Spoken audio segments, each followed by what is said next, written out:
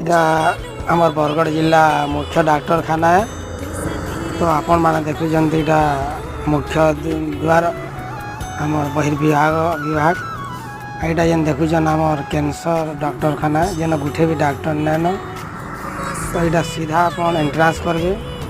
इटा देख labour room जेन जगार गुटे भी लोग नैन पूरा मसान पता बेल लगुचे।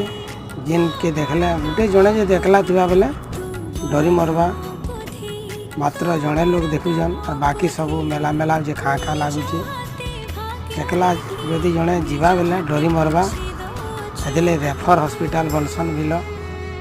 तो यहाँ आम आलु ओटी रूम जिनटा के आमर ऑपरेशन लोक करासी इठाने किसी किसी दिशुजन जेनता कि नसबंदी काम आज हो।